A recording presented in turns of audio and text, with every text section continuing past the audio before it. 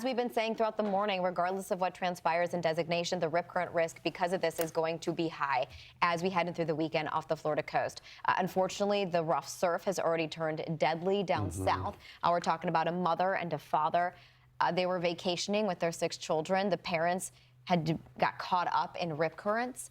This happened just yesterday at the Hutchison Island beach right near Port St. Lucie. The family from Chester County, Pennsylvania. A tragic story as the parents were lost in that rip current. Their kids tried to save them and they just couldn't. Just heartbreaking situation, Steve. It really is. And we've seen a couple of other deaths already this season. American Lifeguard Association National Spokesperson Wyatt Werneth joins us now. Wyatt, thanks for being with us. Hate to talk about it, but it's so important. These deaths that we have attributed to rip currents across the United States, that number now up to officially 13. That was 2 in Galveston, 8 in Puerto Rico. What do people need to be most aware of when they're caught in the rip current? What message can we drive home to folks to where they know when these things happen, it's not a life or death situation if you stay calm? Well, it's very tragic. This Martin County is just south of us here. I was just there last week, and it's tragic to hear something like that because you know what? Drowning can be prevented. It takes a little preparation. Know before you go. Always swim in front of a lifeguard. Your chance of drowning in front of a lifeguard are 1 in 18 million. And in that situation there where no lifeguards on duty or around at the time, and there was no flotation device like what we have here, it's very important if you do see someone in trouble that's caught in a rip current, is to call 911 and try to get them flotation. That's imperative. That's what's going to help. But it also goes back to drowning can be prevented.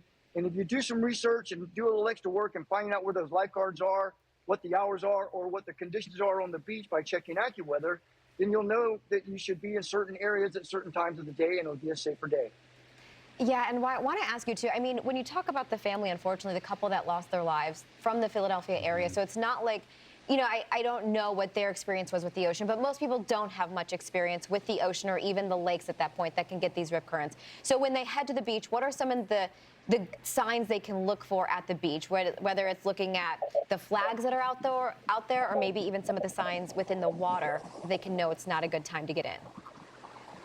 Well, I'll say it again, drowning can be prevented, and you have to know before you go.